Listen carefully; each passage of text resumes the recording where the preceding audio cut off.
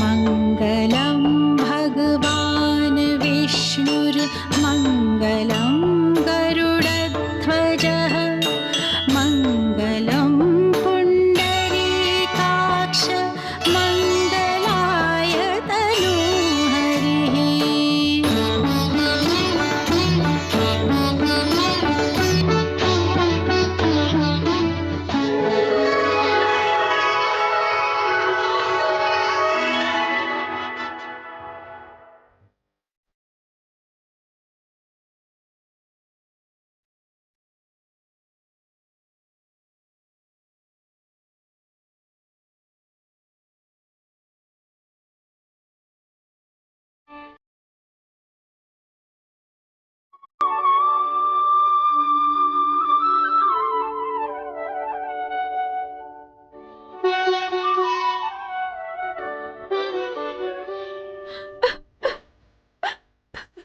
উর্মিলা, কি হয়েছে? মান্ডবী, সুতকীর্তি, এ তো আনন্দের অশ্রু দিদি। অর্থাৎ ওর সাথে লক্ষণের দেখা হয়েছে। তাও পাগলি কাঁদছে? এবার আমরা আর কি করতে পারি সীতা? সুমিত্রানন্দন তো সবসময় ক্রুদ্ধ হয়েই থাকেন। ওনার ক্রোধেও প্রেম থাকে আর প্রেমেও ক্রোধ থাকে। একটা কথা তো স্পষ্ট হয়ে গেছে সীতা, প্রভু রাম তো ছোট রঘুনন্দনের আত্মা আর উর্মিলা ওনার প্রাণ। তা কি করে? মান্ডবী, এই প্রাণের জন্যই তো উনি বিবাহ না করার মতো পণকে ত্যাগ করেছেন, তাই না?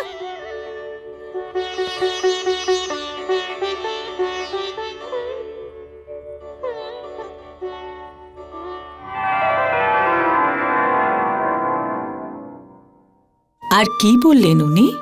বলছিলেন যে জ্যেষ্ঠ রাম এতটাই প্রতিভাবান যে চন্দ্রকেও তার সামনে মলিন মনে হয়। আর আমাদের জ্যেষ্ঠ রামের সামনে সূর্যও শীতল হয়ে যায়। মা মা জ্যেষ্ঠ হরধনুকে এমন ভাবে ভাঙলেন যেন কোনো বৃহৎ প্রাণী সূক্ষ্ম কিছুকে আঘাত করলেন। নিজের মায়ের মতো সরল হয়েছে আমার ভরত। মূর্খও বটে যে নিজের কথা ভুলে রামের গুণগান করছে। মনে হচ্ছে জন্ম নেওয়ার সময় আমার ভরত নিজের বুদ্ধি নিজের মায়ের গর্ভেই ছেড়ে এসেছিল। আর সীতা কেমন? যার জন্যে দেবতা আর দানবও মনুষ্যের রূপ ধারণ করে স্বয়ংবরে এসেছে, তিনি তো ত্রিভুবন সুন্দরী হওয়াই বাঞ্ছনীয়, তাই না? যেমন আমাদের জ্যেষ্ঠ এক অদ্বিতীয়, ঠিক তেমনই জানকীও অদ্বিতীয়ই হবে।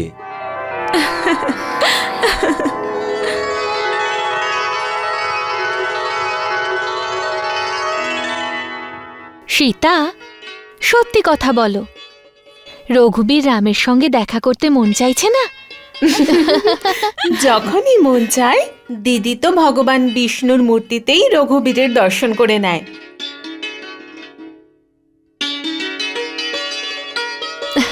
সীতা, যদি তুমি চাও তবে আমি রঘুবীর রামের সঙ্গে তোমার দেখা করাতে পারি। কিন্তু রঘুবীর রাম কি তোমার সঙ্গে দেখা করতে চান?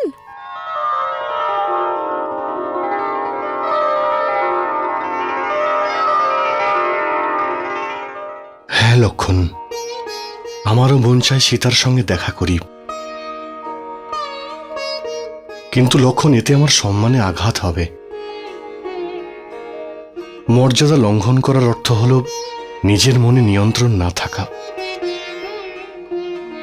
এর অর্থ আমাদের বুদ্ধি স্থির নয়, খুবই চঞ্চল।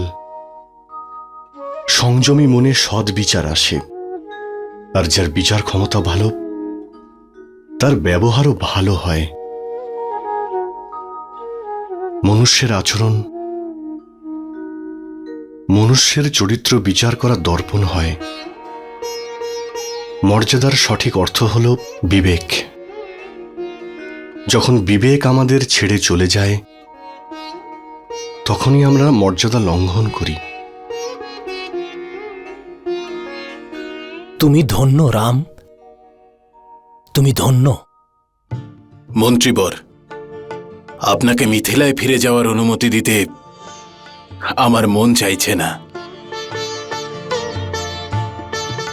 আপনি আমার রাম আর লক্ষণের বিষয়ে যা যা বললেন তা শুনে আমার মনে হলো যেন আমার দুই পুত্র আমার থেকে দূরে নেই, আমার নিকটেই আছে। কিন্তু আমাকে এখন যেতেই হবে অযোধ্যা নরেশ। মিথিলাপতি মহারাজ জনক আমার প্রতীক্ষা করছেন, ওনাকে আপনার খবরটাও তো দিতে হবে। সেই জন্য আমাকে অনুমতি দিন।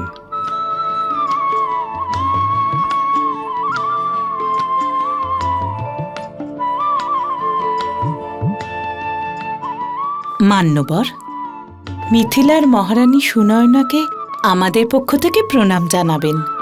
অবশ্যই মহারানী। আমাদের পক্ষ থেকে ওনার জন্য এই উপহার গ্রহণ করুন।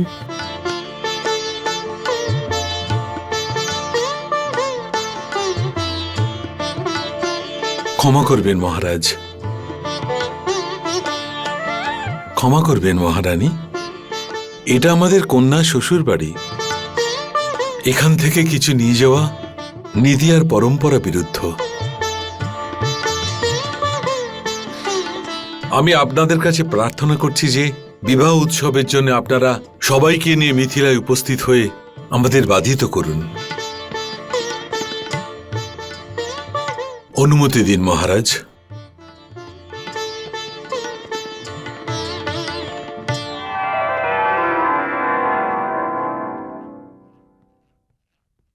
জ্যেষ্ঠ, অযোধ্যা নরেশ শোভাযাত্রা সহ মিথিলার দিকে রওনা হয়ে গেছেন। সীতা, সীতা, পাত্রপক্ষ অযোধ্যা থেকে বেরিয়ে পড়েছে।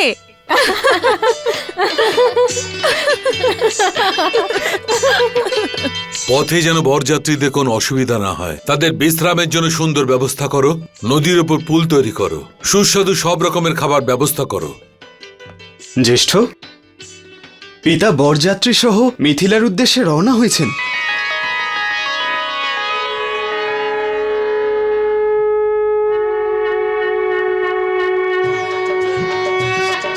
दशरथ मिथिला गए सुत स्वजनों के साथ, पहले पहुंचा वर यहाँ फिर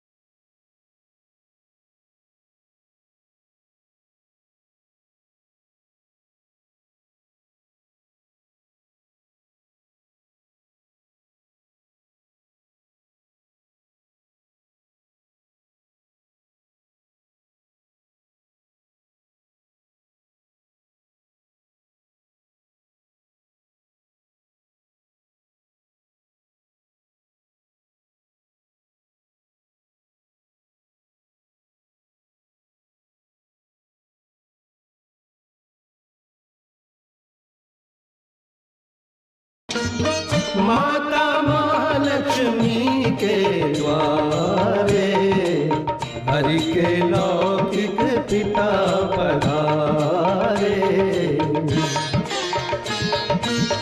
राम की अब होगी परिणीता, सोच के अधिक प्रसन्न है सीता। जोड़ी बनेगी अब दो अक्षर के दो नाम की, बारात सिया को लेने आ गई राम की। सजा भव्य बारात से जनक महल का कक्ष, मधुमय नाता जोड़ने सन्मुख दोनों पक्ष। आदर एक वशिष्ठ को दीना, पुष्प चढ़ा पद वंदन कीना। स्वयं से ऊंचा जान कर दशरथ का व्यक्तित्व माल्यार्पण कर दे दिया सीता का दायित्व। उदित भरत के सन्मुख आके मान दिया माला पहना के, राम के लघु भ्राता के नाते नृप शत्रुघ्न का कंठ सजाते।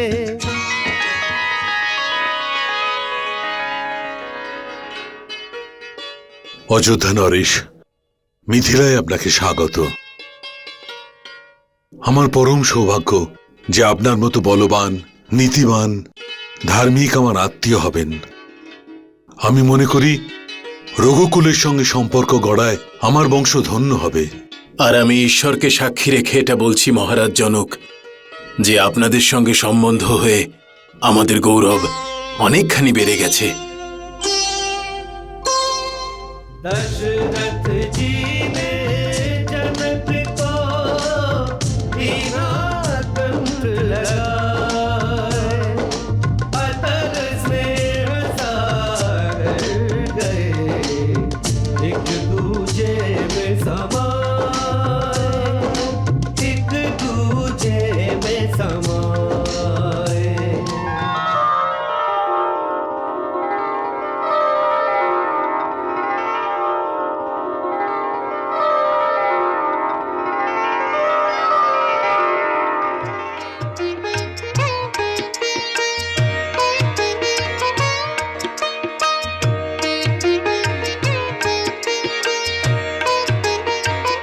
মহারাজ দশরথ এসে গেছেন।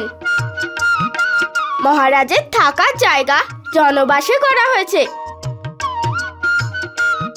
তুমি কে বলো তো? আমি তো আপনার শ্বশুর বাড়ির দিকের। আর তুমি এখানে কেন এসেছো? আমি দেখতে এসেছিলাম বরযাত্রীদের মধ্যে আপনাদের মতোই সুন্দর যুবক ছিল, তাই আমি ভাবলাম আপনারা দুজনে বহুরূপী সেজে ওদের মধ্যে মিশে যাননি তো।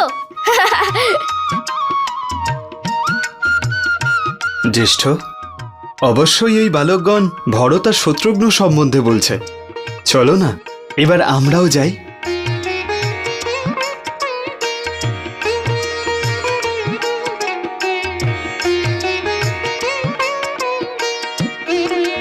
রাম,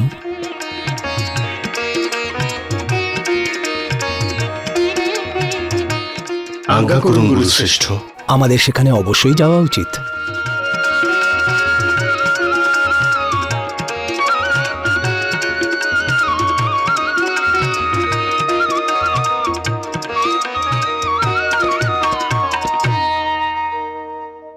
जय श्री राम।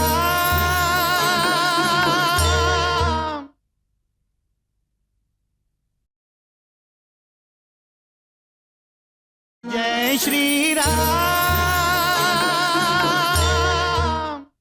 গুরুদেব, রামকে দেখার জন্য আমার মন অত্যন্ত ব্যাকুল হয়ে উঠেছে। রামকে দেখবার জন্য মন খুবই ব্যাকুল হয়ে উঠেছে। তাহলে মহারাজ ওই দিকে দেখুন।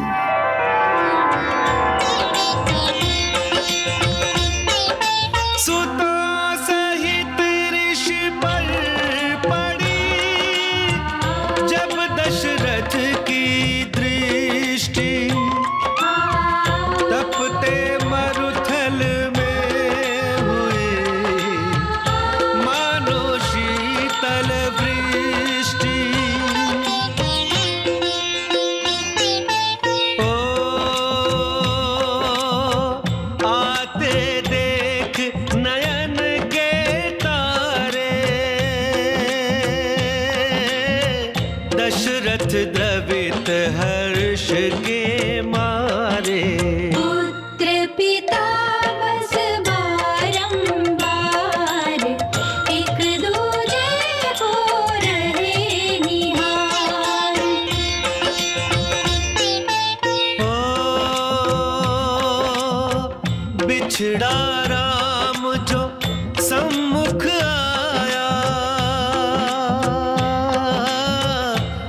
कथनीय सुख दशरथ पाया। दरस पिता के करके प्राप्त, तन में हो गया अमृत व्याप्त।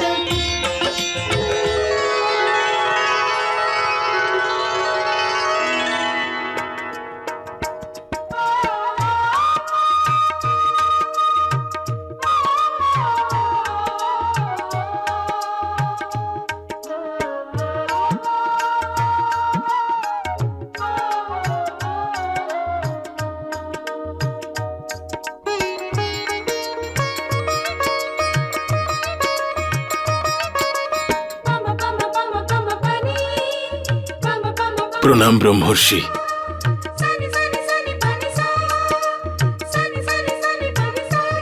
রাম, লক্ষণ,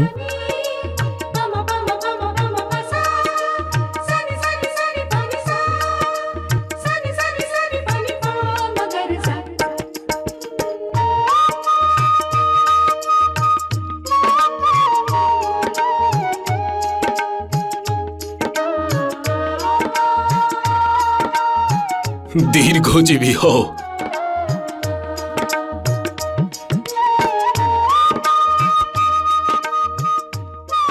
রাম,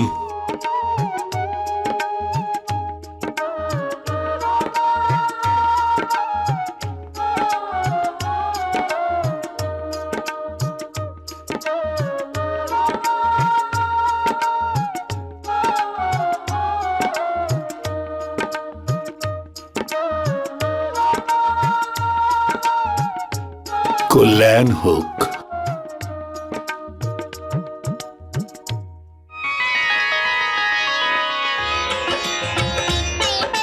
भरत सदा करते रहे राम नाम का जाप। मिथिला में आकर हुआ पहला भरत मिलाप।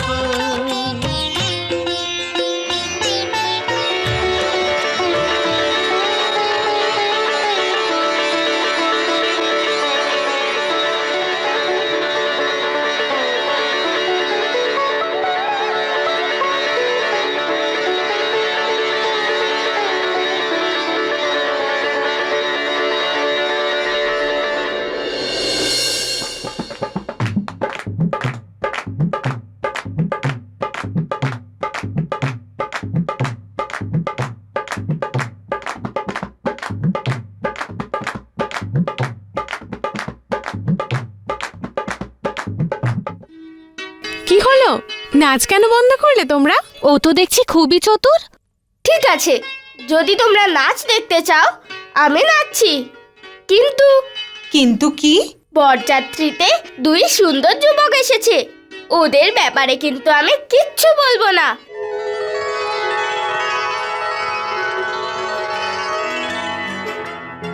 বলো, প্রথমে ওনাদের কথা বলো। এত ছলনা না করে তাড়াতাড়ি বলো। খিদে পেয়েছে দিদি আমার। মান্ডবী, সর্বানন্দ এভাবে ভুলবে না।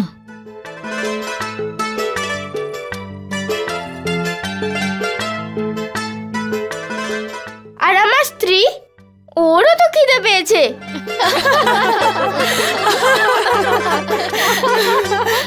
মান্ডবী, সর্বানন্দের স্ত্রীকেও খাওয়াও। আচ্ছা, এবার তো বলো। দেখো দিদি, ওই দুই সুন্দর যুবককে দেখে প্রথমে মনে হলো রঘুনন্দন রাম আর ওনার ছোট ভাই লক্ষণ বরযাত্রীদের মধ্যে মিশে যায়নি তো? এতই তেজস্বী দুজনে? হ্যাঁ, দুজনকে রাম আর লক্ষণের মতোই অনেকটা লাগছে। তো ওনাদের ব্যাপারে তোমার তো আরো জানা উচিত ছিল। করেছি, সেই সব কিছু করেছি আমি। তাহলে বলছো না কেন? দিদি, তুমি তো আমাকে একটাই লাড্ডু দিয়েছো। এরপরে আমরা তোমাকেই লাড্ডু বানাবো।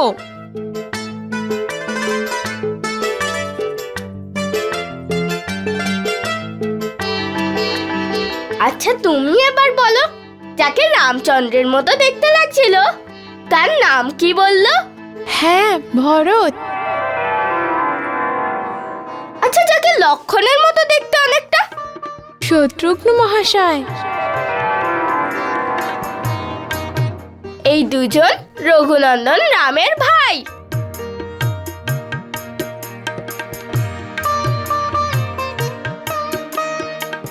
আমি আমার স্ত্রীর সাথে আলোচনা করছিলাম, আমার স্ত্রী আমাকে বলল, শোনো না, ভরত মহাশয় মান্ডবী দিদির যোগ্য পাত্র।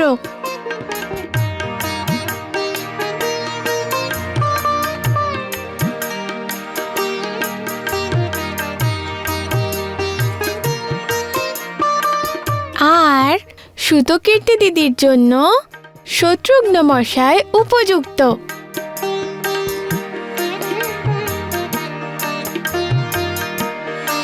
চার ভাই, চার বোন।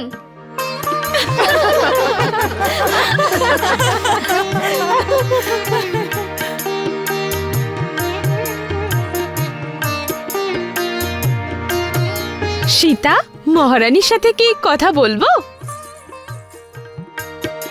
উর্বশী, পরিষ্কার করে বলো।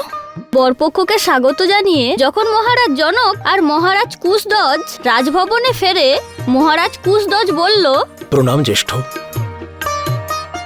অযোধ্যা নরেশের সুপুত্র ভরত আর শত্রুঘ্ন আমাকে প্রভাবিত করেছে। মনে হয় ভরত মান্ডবী আর শত্রুঘ্ন সুতকীর্তির জন্য উপযুক্ত। যদি আপনি অযোধ্যা নরেশের সঙ্গে কথা বলেন, তাহলে সীতা আর উর্মিলার সাথে সাথে মান্ডবী আর সুতকীর্তিরও বিবাহ হয়ে যাবে। আরে কি গো, শুনলে তুমি? হ্যাঁ, আমি যেরকম ভেবেছিলাম ঠিক সেরকমই হতে চলেছে। 4টে বিবাহ একসঙ্গে হবে, তাও আমরা মাত্র 2টো লাড্ডু পেয়েছি। উর্মিলা, মান্ডবী, শ্রুতকীর্তি, আমি ব্যক্ত করতে পারছি না যে আমি কত খুশি।